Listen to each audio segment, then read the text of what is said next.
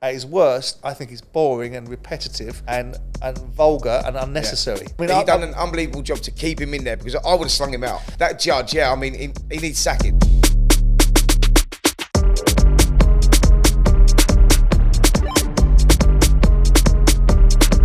Welcome to Talk Boxing with Simon Jordan and Spencer Oliver.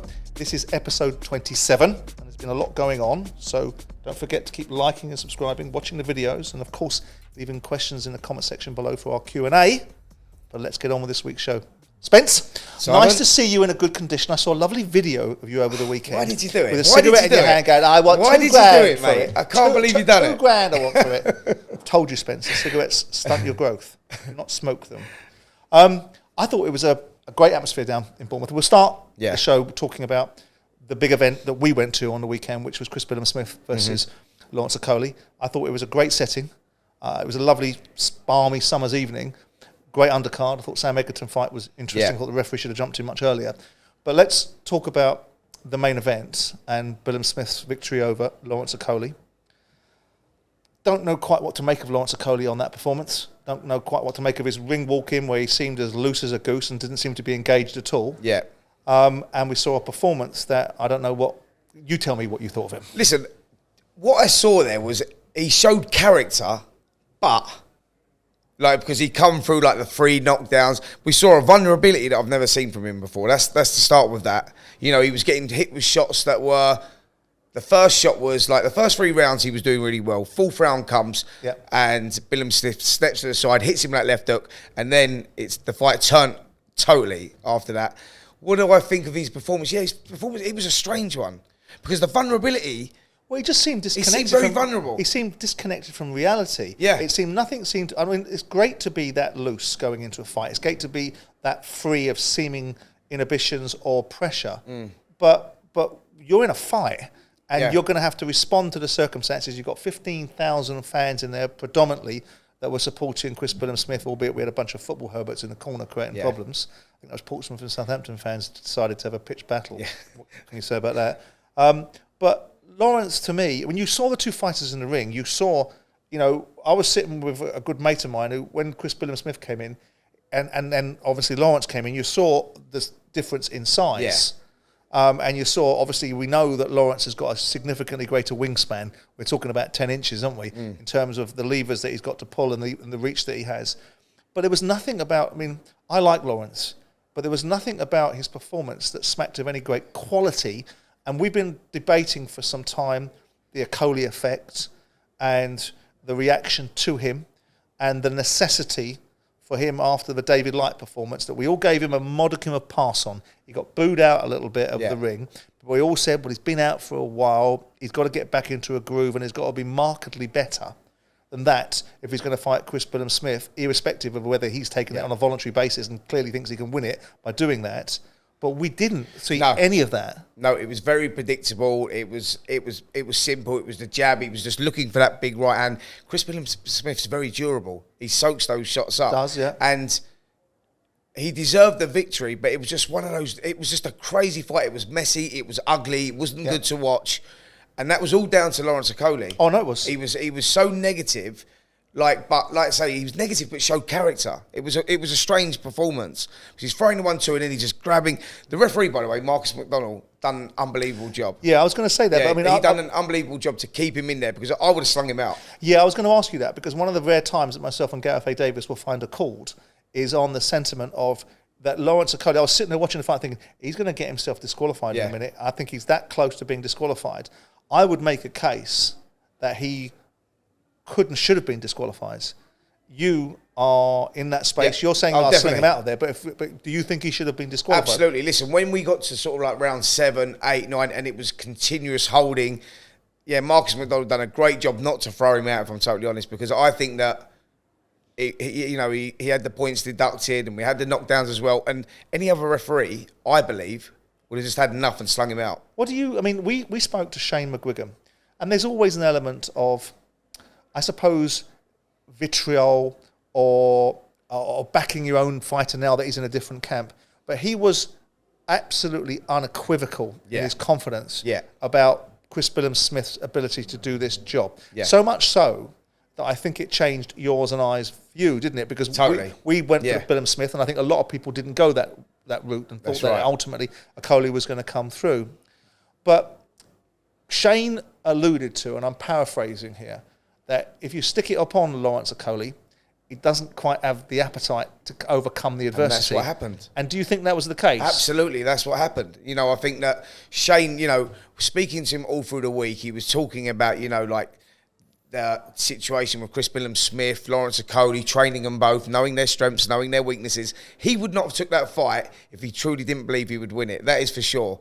And what he said turned out to be true. I think that, you know, Lawrence showed a lack of confidence in his ability. He throws the 1-2. If that doesn't work, he's grabbing hold and it got messy. And, you know, I think Shane knew that. He knew how it was going to be. Chris Billam-Smith, what he did do is, after a terrible first 3 rounds, did you think it was a terrible first 3 rounds from Chris Billam-Smith? Yeah, I did. What did you think that was down to? Do you think he was the scale of the occasion or just the difficulty? Nerves and the occasion.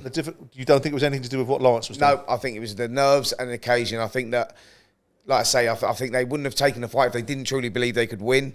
And Lawrence come out there, not taking nothing away from Lawrence. He was dominating the first 3 rounds, but I just think that when Billam-Smith come in, I mean, the atmosphere there was insane. You know, it was great. It was great. And I think that an occasion like that takes a lot out of you, you know, that whole ring walk. And I think that that's what happened. It took him a few rounds to get into it. And the knockdown was, like I say, the turning point. And then he just sort of grew in confidence. And the will to win is what won him that fight. Did you think it was a flash knockdown, or did you think it did significant damage? No, it was a good it was a good knockdown. What he done was he stepped to the side. Yeah, I was right there. He come off the line, bam, landed a left hook. Lawrence was hurt. I mean, Lawrence showed good character to get up and continue the way that he did. But, yeah, no, I think it was just a will to win, if I'm totally honest. It was like he was not going to be denied. What did you think about again, we get into an area of controversy. We've got to get onto Chris Billam-Smith and his performance in a minute because we've made it all about Lawrence. But just clear up the scoring, because I scored it at the very best 7-5. Yeah. Right, and then take off 2 points for constant holding. Yep. And 3 3 knockdowns. Yeah. Right. So I scored it something like 115, 108. But you've got a judge scoring 112. Each. Yeah. How in God's name do you make a case for anybody in a parallel universe, any universe, an alternate universe, to have scored that fight with 3 knockdowns? One of them was a slightly iffy knockdown. Yeah, right? but he still scored it. Right? 2 points taken off. How can you even justify a judge adjudicating it that way? You can't. I mean, I don't know where the 112 come from. I don't think I've ever heard a score like that. But like when you see, like you said, the 3 knockdowns, the 2 point deductions, you got 5 points straight away there. And there's no way that Lawrence Okolie won every round that something never happened in. No way. I agree. I thought it was a landslide victory. I don't even know how people were scoring it close, like 2 rounds or 3 rounds. I thought it was a landslide. That judge, he needs sacking. I made a case for 7 rounds to 5, but in the back of my mind, I thought it was 8 rounds to 4. Where were you? Were you 9-3? Oh, absolutely, yeah. I was wide, yeah, with the scoring as well. I was wide on that. Like I didn't see it as a close fight. I thought it was a landslide victory. I think he went out there and he done what he had to do. You know, he kept composure. He didn't get frustrated, and it's easy to do that. You know, with the way Lawrence was tying him up, it was messy, it was horrible, but he stuck to his game plan. I think it was a landslide victory. Were you surprised with the way the fight shaped up to be, in terms of? Were you thinking in your mind's eye that it was going to be a points victory, or did you think someone was going to go during the course of this fight? I always thought it was going to be close. I always thought like. The only reason I thought that was because Chris Billam-Smith has showed durability in the past, and he had to there. I mean, he got hit with a shot in the 11th round. Do you see that right hand he got hit with in the 11th round? And I can tell you, when you're in that 11th round, and it was so physical, that fight, he would have been very tired. That was a massive shot, and he just soaked it up. He's so durable. I knew that he would get it, and that's what we went all week. And I said, close points victory. And that's how it turned out. You know, I think that Lawrence made it an ugly fight, but Chris kept his composure, stayed calm, and he put in a great performance. In terms of previous Lawrence fights and the manner in which he approached this fight, because it's constantly an allegation about Lawrence's style and how no one likes it, no one enjoys it, they don't think it's particularly engaging. When you look at the way he fought this fight, is that comparable to how he's fought other fights, or was he worse in this? No, I mean by the constant holding, because the allegation is he gets involved, throws a punch and grips. That's what he does. We saw that against David Light, and we've seen that in the past, but like with a lesser opponent, you know, like Lawrence Okolie is one of those guys that blows hot and cold. When he's good, he's really good. And do you know when that is? When he finds his timing, finds a range with that right hand. It's you know, he's very, very powerful and physically strong on the inside as well. But when he's bad, he's terrible. And I think that what happened there was Billam-Smith knew, like he knew Lawrence obviously inside out, and his game was to get inside and work, and that's where he said that's where he was going to be most effective. But he did say like Lawrence was so strong, physically strong on the inside, he knew it was going to be a dogfight. Chris Billam-Smith went in there just to win. With Lawrence Okolie, it was all about not just winning, it was about looking good and doing so, and he didn't do that. Well, I don't know how he ever thought that then, because he went about the polar opposite way of trying to achieve that. Absolutely. Chris obviously is a lovely character. You know, a really decent fellow, and I think everyone's delighted that he's got an opportunity to be a world champion, to become the world champion, and all that goes with that. When you look at his performance, he talked about two things, because you said the first 3 rounds it was difficult for him, and he got going in the fourth with a knockdown which changed the direction of travel. And Lawrence, from that moment in time, was a different proposition. But he talked about 2 things. He talked about the first 3 rounds were a strategy.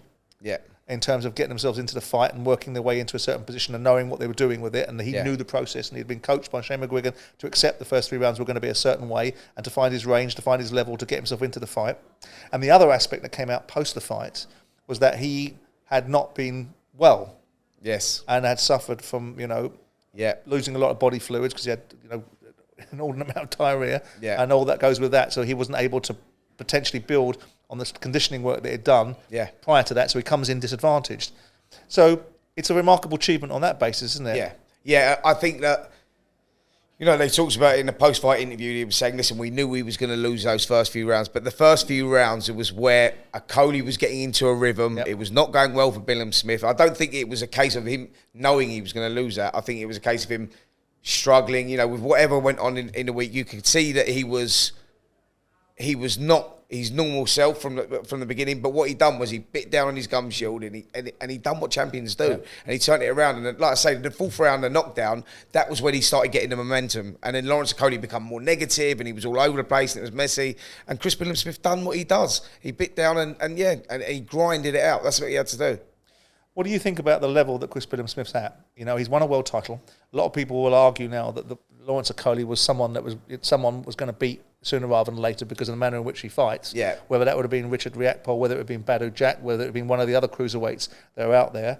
But Chris Billam-Smith, you know, where does he go now? I mean, obviously there's a rematch clause. Yeah. And that rematch, I've got to be honest, despite the fact that it was a wonderful atmosphere and it was a wonderful stadium, I'm not sure what the appetite is for that. Well, I was going to ask you, and that's not Chris Billam-Smith's fault. No. You know, the fact, there would have been a lot of people that would have watched that fight and gone, for a world title fight, there was a lacking in quality in certain aspects of it, predominantly brought about by the nature of Lawrence Okolie's tactics and the way that he wanted to approach this fight.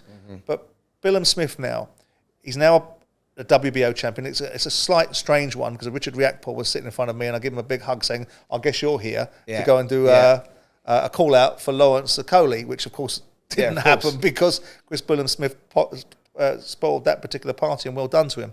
But Chris Billam-Smith now, he's contracted into a rematch. Yeah. How do you think that rematch will play? Because he knows he can hurt Lawrence. It's a tough one because he's seen Lawrence, you know, with 10-ounce gloves now. Not all that allegations about what they saw in the gym and what they did in sparring is irrelevant now. He's now beaten him. Yeah. How do you see that landscape? I think that if the rematch is next, he wins again, and I think he wins more convincingly. Do you? The reason being that I think that Lawrence would have had a lot of confidence knocks out of him, but in the manner that he got beat there, you know, the way he was clinging on. He was clinging on for life. He was like, you know, he was in a desperate situation. And I just think that going into the rematch, I think that Billam-Smith would have that momentum and he'd win the rematch. I'm not sure if that happens next. I think it could be Riakporhe. Okay. I'm not sure how tight the contract is for the rematch clause, but I know it's a fight that Riakporhe wants. I know it's a fight that Chris Billam-Smith wants. He lost a split decision back in, was it 2019? And he wants revenge. You know, I spoke to him about that. He said, listen, I want Riakporhe. It's a massive fight. Stylistically, it's a great fight. You know, the first one was good. How good is Chris Billam-Smith, and how good? First of all, how good was that performance against Lawrence? And how good is Chris Billam-Smith? Chris Billam-Smith is good. I'll tell you why he's good. He's tough and he grinds it out. That's what he can do. He can go in the trenches, and that's important in a fight. When you get round to round 10, 11, 12, it's not about technical ability. It's about how much you can bite down. It's, the championship rounds, how much heart you've got, how much grit, determination. He's got all of that. He's a tough guy to beat. Yeah. Do you think that translates for him? I mean, it's one thing fighting in front of 15,000. I mean, it's a very nice part of the world. Yeah. It's a lovely, pleasant, parochial place. And I was with one of my mates, and he turned around and said, rather than the fans go wild, he goes, all the fans down here have gone mild, right?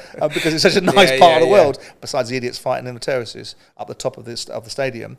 But can you see that same level of intensity from Chris Billam-Smith if he fights away from an area where he's cherished and heralded and supported and to some extent carried through certain parts of the fight, where the fans are urging him on and pushing him on because the support was unequivocal? You stick him in the O2 or you're sticking at Wembley Arena, he's going to have a different dynamic. But do you know what it is now? Like, he needed the crowd for that one. The crowd helped him massively in that fight. When he was tired, feeling sorry for himself, a little bit frustrated, the crowd pulled him through on that. But the difference now is he's not the challenger, he's the champion. When you become a champion, that elevates you to another level. I was going to say, that elevates you to another level, and that's where I see Billam-Smith now. He's going to be a tough guy to beat at cruiserweight, if I'm totally honest. I think that I'd love to see the fight with him in React Ball. That's what I was going to ask you. Momentum. Before we move on to another fight that happened on the weekend, because we had an embarrassment of riches of world title fights on the weekend, which tells you something about British boxing, that we've got them. But there were two on the horizon that people are necessarily pairing Chris Billam-Smith against if the Okolie rematch doesn't happen instantaneously, which is Richard Riakporhe, who's already fought, and Bellew Jack. Yeah. Would Chris Billam-Smith win these fights? I would go Bellew Jack. That's the route I would take. He beats Bellew Jack. Because he's an old man now, isn't he? Yeah, he beats Bellew Jack. I think that, it's all about timing.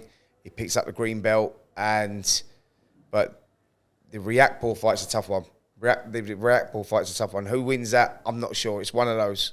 It's a tough fight, that is. But a good fight, I think. A great fight. Yeah, I think I have to say, with all due respect to Lawrence, I think if Billam-Smith fights Richard Riakporhe, it has far more intrigue than what we saw on Saturday evening. Oh, absolutely, yeah. All right, let's move on. Let's move on to another world title fight, this time in Manchester. The re-emergence of Leigh Wood, a performance that we, again, specifically you, felt was well within his grasp. Yeah. And subsequently, all the backstory that went with it was the unprofessionalism of Mauricio Lara and his turn up 4 pounds overweight, and that changes the potential landscape for him. Has now been given as an excuse for some of his lack of motivation in that fight. Leigh Wood did a number, didn't he? He did, mate. Like, listen, when Mauricio Lara come in 4 pounds overweight, I thought, I know as a smaller guy, like, you missed the weight by 1 pound, 2 pounds. If you're coming in 4 pounds overweight, it's sort of intentional. He knows he's not going to make the weight, so he thinks, right, I'll come in for it. I'm going to get strips anyway, and that's going to give me the extra edge. I'm not going to dry out. Like, Leigh Wood struggles to make the weight as well. He's a big featherweight. And, I would have looked at that. Before that fight had happened, I would have probably pulled Wood out if I was anything to do with it. I would have seen what had happened. Mauricio Lara, we know, he's explosive, he's powerful. But that was a lacklustre performance. There was no real intensity in what he'd done. But Leigh Wood executed the perfect plan. He stuck to what he had to do. He stayed disciplined. He kept the distance. He done it. That was a great performance. That was a calculated gamble that paid off. But I would have been concerned taking that fight. Well, it was a necessary evil to serve a greater good, wasn't it? I mean, ultimately, he would have felt in the first fight that he was doing very well in the fight, and then made one mistake and subsequently got his, lights turned out. And I think we were in the same space, which is if he fights the same fight but doesn't make that mistake, he's going to be able to overcome Lara. But people were suggesting, because of the punch power of Lara, that there was going to be a challenge for Leigh Wood. It was the 4 pounds. It was the 4 pounds that Lara come in at. That was ridiculous, and that would have raised concerns for me. If I was in that camp, that would have raised concerns. So I'd go, listen, Lara knew that he was chasing that fight, landed the shot, but that's what he has to do. He's explosive, he's heavy-handed. But Leigh Wood was in control of that fight before he got knocked out in that 7th round. So Mauricio Lara knew that he's got the power to do it, and then obviously he knows he's missing the weight, but coming in 4 pounds over, I'd just go like, yeah, that's a liberty. When you talk about Lara being lacklustre, do you think that's because his motivation had gone because it stripped him of the belts? I think it's because of. I don't think that it was a case of him being lacklustre. I just think it wasn't about the motivation had gone. I just think that Leigh Wood executed a perfect game plan. And he kept it at distance. He controlled the space. He controlled the pace. And that was the difference. And Mauricio Lara, we know, is just rough. He's rugged. Technically not that good. But he's just explosive and rugged. And Wood done, he executed the perfect plan. Am I right in hearing that you didn't think the fight should go on? No, I didn't think the fight should, because of the £4. Why? Because I thought that it was... I thought Lara obviously knew that he wasn't going to make the weight, so he come in at £4 over. We know he's heavy-handed. Leigh Wood, to his credit, has gone straight into the immediate rematch, so he's got a lot of demons to overcome as well. The £4, the extra £4 is massive for a little guy, and I just thought it was a liberty, and they should have just stripped him, and I wouldn't have taken that gamble. I wouldn't have taken that gamble for that reason, just because had Leigh Wood got beat there again, because of the size, the power or whatever, you know, his career's in turmoil. So I just think that it was important. He had to win, and I think it proved to be the right decision, though, didn't it? Yeah, it did. I mean, because ultimately he's trained for this fight, he's prepared for this fight. Fair play to Ben Davison, fair play to himself for going through and doing it. Like I say to you, I was concerned with that £4, but they proved me wrong. And just talking about Ben Davison, I can't help it. I've got to make this point. Does he have to make every interview about what he's done? Am I wrong there? He does, though, doesn't he? He makes every interview about his contribution and how valuable he is and what his component part of the fight is when it's not him in the ring. He executed the plan. No, it was more than that. He was actually attributing every aspect of the fight and the reasons why the fight was put forward and the reasons why he selected for the fight to continue was all down to him. I'm assuming that Leigh Wood just sat there like a nodding dog, did he? Listen, I mean, am I being? Is that no, you're not. Opinion? You're being. Listen, don't be a coward. It worked out well for them, but that could have backfired massively with that £4 thing. Like, I mean, Ben Davison's come out the hero from that. But what I'm saying is that could have gone totally wrong, because I just thought it was a bad decision to take the fight. I know that he won the fight; it proved us wrong, but I didn't like that. Explain to me and people that are listening and looking at this show about weight management and weigh-ins, and how fighters can dehydrate themselves, and how consequently dangerous that can be. Yeah. Listen, so Mauricio Lara obviously what's he come down from? Say if he's come down from 10 stone, he's got down to 9'4". He was trying to make 9 stone, but that rapid loss of weight, obviously the body gets dehydrated, you've got thousands of blood vessels in and around the brain, they lose that elasticity, and that's where the danger becomes. You like that?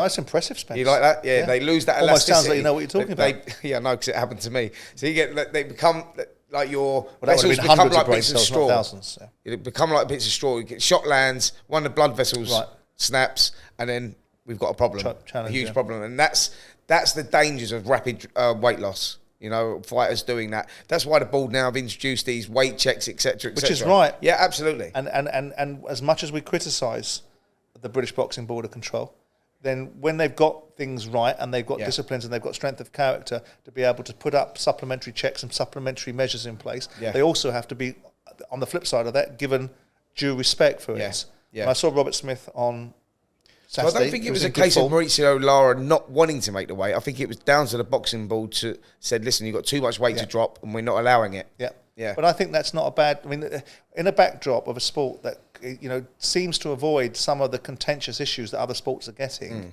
you know, with the rugby world and the football world having all of these issues around CTE and concussion, boxing doesn't seem to come in that conversation. And amazingly, it doesn't seem to come in that conversation. So I think it is a very good measure that there is weights and measures in place to protect fighters, because we've seen over the years, well known, you being a classic case in point, that if there isn't enough protection around, that situations manifest themselves. There isn't enough thought about the worst outcome rather than the best outcome.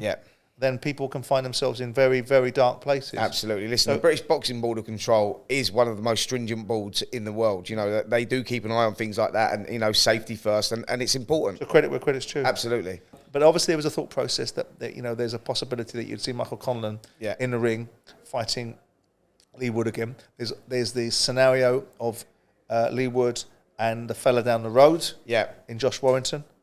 And we've just seen Alberto Lopez call out Leigh Wood. So where do you think the likely next opponent comes from for Leigh? Because he's back in... I think it's Lopez. I think that it's a unification fight. It makes sense. You know, Leigh's been around a long time. He's now 2-time world champion, and he will chase those dreams. He's like that. I think that we could see it at the City Ground. Someone like Lopez would be a great fight. Lopez is a good fighter. You know, we saw him against Josh Warrington. He beat Warrington on a split. And what he done to Conlan there was he just systematically broke him down. And that, you know, he throws shots from unusual angles. He throws a lot of uppercuts, which was the shot, obviously, that finished Conlan in the 5th round. He's a dangerous guy. He's like sort of unpredictable. When you fight these guys that sort of like throw shots from unusual angles, and with that intensity, very, very dangerous. And he's a good fighter. He's got a good engine. That's a great fight, him and Leigh Wood. And I think that where Leigh Wood's at in his career now, they're the fights he's going to chase. There's 2 belts on offer there, isn't there? Yeah, of course. Yeah. Michael Conlan. We move on from, and well done, Leigh Wood, by the way. We move on, and of course Chris Billam-Smith, but we move on to disappointing evening for Michael Conlan. Goes to Belfast, loses. What was your take on that fight? He showed balls, you know, he rolled the dice, he took the gamble, he stood there and traded with Lopez. Tactically, probably not the best thing to do. You know, he's a good technical boxer, Conlan. I think he got wrapped up in the occasion. You know, the crowds, etc., etc. And he was being too heroic. With someone like Lopez, who we know he's like wild, he's rugged, and he's rough. And Conlan was trying to fight his fight. And that's where he come unstuck. He walked onto that uppercut, and it was curtains. I mean, he was having his successes as well. But for me, it was tactically the wrong fight to do. But Michael Conlan's, they've got to look at Michael Conlan at this moment in time because he's been dropped twice in 2 big fights and dropped heavy, hasn't he? Yes. And they need to look at him, you know, with all due respect to his life and to his well-being and to his career, they need to assess this situation. Where does he go from here? That's the like you say, the Leigh Wood knockout last year, fight of the year contender. I don't know how Leigh Wood pulled himself through those first few rounds. But that knockout was a devastating one. And we saw a similar thing there against Lopez as well. Yeah, no, you've got to... I know he's going to take a rest. He's going to look at where he goes from here, but where does he go from here? That's the $1 million question. What sort of level does he want to compete at? You know, if you're talking about world level, maybe he falls short at world level. Well, the margins for that were so small in the Leigh Wood fight that he makes a case for himself, doesn't he? Exactly, yeah. But that was such a draining fight, you know, and I think that maybe... That showed in the Lopez fight, you know. I think he went out there and, you know, he tried it, but the punch resistance wasn't there. He got hit with a big shot, and it was a big shot. It was a massive shot, but he was hurt previously in the previous rounds as well. You know, he's got balls, he's got character. I like him. I think he's stylistically very, very good, but it's a tough road back for him now. Let's see what he does. Yeah, you know, whatever he does, it needs to be for the best interest of his health as much as his wealth as well, right? Yeah, absolutely. There were 3 world title fights on Saturday, and a lot of criticism has been levied at that, and thinking that actually it doesn't do anybody any favours, and it's hurting the boxing, it's hurting the boxers and the fans. I don't know if I agree with that, but what's your view on it? I don't agree with it. Listen, 3 massive fights shows you the appetite for boxing right now, shows you the depth of boxing that we've got, world title fights, etc. Yeah. Listen, I'm look, all right. You're gonna get, you know. Like they're saying, oh yeah, we've got 3 fights on here. We can't watch them all at the same time. But you can if you really want to. Of course you can. Do you know what I mean? You just choose your favourite fighter, watch that one live, and you go back and watch the others. I mean, maybe I'm speaking from a position of not understanding the promotional values of it, but I don't think I am. I thought that having 3 fights for world titles in this country in different geographic situations around the country was a good thing for boxing. Everyone's talking. You know, you've got 15,000, 20,000 people watching it down in Bournemouth, at one part of the country where these fights don't often happen. Yeah, right. You've got, you know, you obviously Chris Billam-Smith is the reason for that, and it's happened there before. But it's for it's for a world title now. Yeah. Then you've got Leigh Wood fighting over in Manchester. Yeah. And you've got Michael Conlan fighting in Belfast. Yeah. Appealing to different audiences from different platforms. And I think more people are talking about boxing in this country because of these 3 fights at 3 different. You know, not 2 different weight classes and 1 bigger weight class in the cruiserweights. I personally thought it was a good thing. I also thought there was an element of certain promoters being a little clever with putting a fight on that night at the same time as another one was putting it on. Absolutely. I thought there was an element of that going on. Absolutely. But look, I don't think it's a bad thing. Like you say, like people, you know, you choose what fight you want to watch and you catch up with the others. But I just think that it gets people talking about boxing. It shows you, you know, it shows you the appetite that the fans have got for it. Every arena there or stadium was packed. I mean, nobody talks about too much football, do they? Yeah. Nobody talks about Match of the Day showing the games on replay and people watching fights live and watching it on replay. Yeah. But the fact of the matter is, as long as you're watching boxing, as long as it's beginning to infiltrate the psyche of more sports fans, that has to be a good thing for boxing. You've got full stadiums. I agree. I don't know what the pay-per-view numbers were for anyone. Was Billam-Smith? No, it wasn't. Was it? No, that wasn't. So with that in mind, I think it was massive numbers though. I think there was like sort of 1 million viewers or something like that. Well, there you are. Yeah. But I don't know how anyone makes a case for it being a bad thing. Agree. Anyway, we move on to our staple diet. It seems to be a regurgitatory perspective of what Tyson Fury does and doesn't do or does and doesn't say. What he doesn't do is seemingly get into the ring with anyone meaningful for a period of time. But he's been at it again. And, you know, the accusation that the producer wants me to talk about is he's called out every man and his dog over the last 2 weeks, and now we're circling back to Anthony Joshua. Can you see anything behind this in terms of Tyson's attitude? Usyk was last week's one where he's calling him out and whatever else he wants to call him. Now we're back to Anthony Joshua. What's going on here? What's going on? It's a question that I was going to ask you. Like, you speak to George. You know, are these conversations actually happening? Because when I read that and I heard that the negotiations were ongoing again for this fight in September, I don't swallow it. Yeah. I don't read into it. Like, where are we at with it? Well, I haven't spoken to George for a couple of weeks to chase up on this, because I've actually got myself into a state of mind with Tyson Fury that I'm, for one of the most charismatic fighters of his generation and the potential person to be a generational great, I'm a little bit bored of Tyson. Do you think it's damaging his legacy? Well, I don't think it's helping him. I don't think it's valuable for anybody. You know, I think Tyson is, at his very best, the most charismatic, colourful boxer that's on the roster of all weight classes. At his worst, I think he's boring and repetitive and vulgar and unnecessary. I agree. And I don't think he does himself any favours by being that way, but he is what he is. I'm sure he's not going to give a monkeys about what we think about his situation, because Tyson's going to sit there and say, I know what I'm doing, I've done this, I've done that, and I've done the other. And we both know that irrespective of it, he will turn up and there'll be a full auditorium wanting to see Tyson Fury. I just think that there's a sadness about the heavyweight division at this moment in time, when it's the marquee division. It's a division that allegedly everything else flows from. Yeah, it's the one that looks the most and the most full of noise rather than substance. Well, we're seeing and Tyson's at the top of the queue for that. Listen, we're seeing all the other weight divisions now getting these fights on. You know, we had Tank, Garcia. You know, these fights are starting to happen. You look at the list for 2023, and it's impressive. We've got some massive fights coming up. You need dance partners. Tyson will turn around and say, like Carl Froch will speak about the dance partner that put him into a position economically that changed his life, which is George Groves. He had no respect for him before the fight, developed a bit more respect after it, and then cleaned him out in the second fight. Yeah. But he needed a dance partner. Yeah. You know, we can all sit here and say that Tyson Fury can be the A-side in every conversation. He can demand a certain amount of money. He can tell everyone what they're supposed to be getting and what he's getting on top of that. But he needs dance partners. Absolutely. So he's either going to fight or he's not going to fight. And I just don't understand the theatre. I like theatre. I like the drama. I like the intrigue.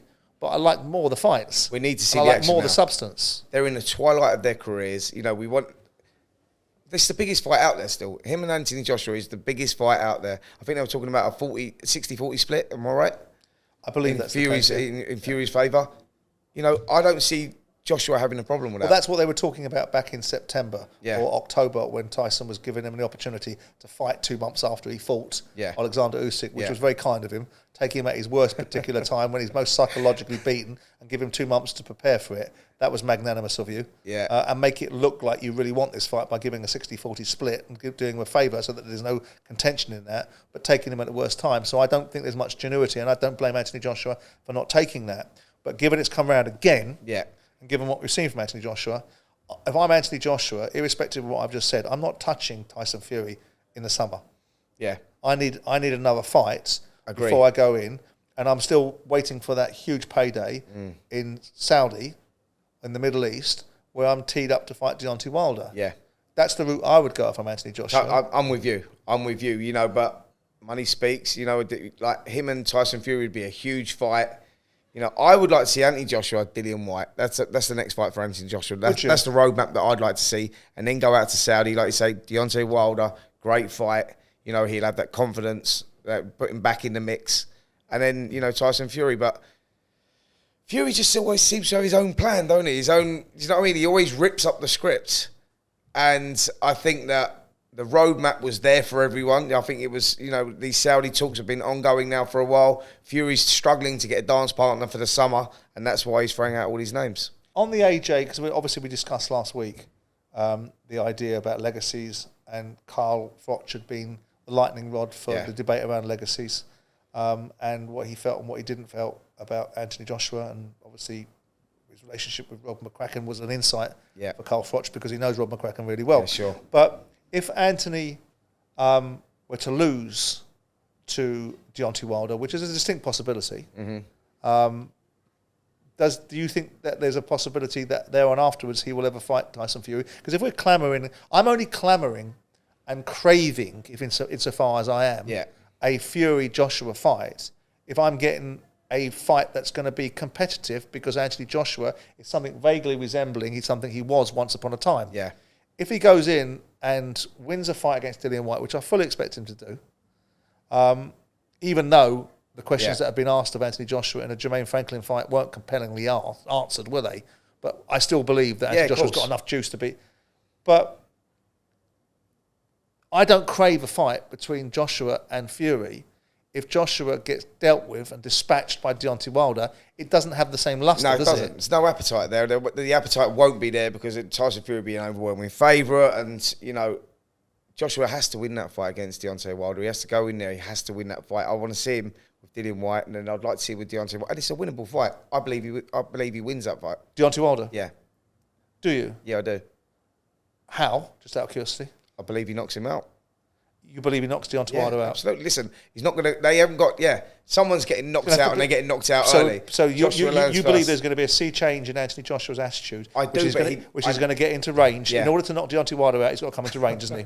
No, I'm asking. I'm not criticising. I do, mate. I'm not criticising. I got told off last week by Michael Jarman about my apparent bias towards Anthony Joshua, which isn't true, because I know that you watch. Joshua's all about confidence in his own ability. He needs confidence in his own ability, and I believe he gets that. If he gets out again in the summer, he'll have enough confidence. It's a winnable fight against Deontay Wilder. I truly believe that. Well, look, I mean, I think if you look at the roster, the heavyweight division's got to pull itself together and make these fights happen.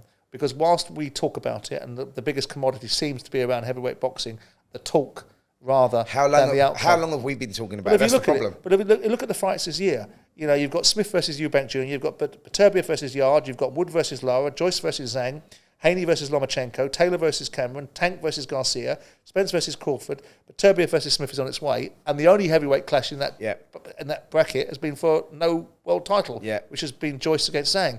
So it's a really poor endorsement of the heavyweight division, and they really do need to get themselves together make these fights, because pretty soon, we're now, in May, we don't have fights announced at this moment in time.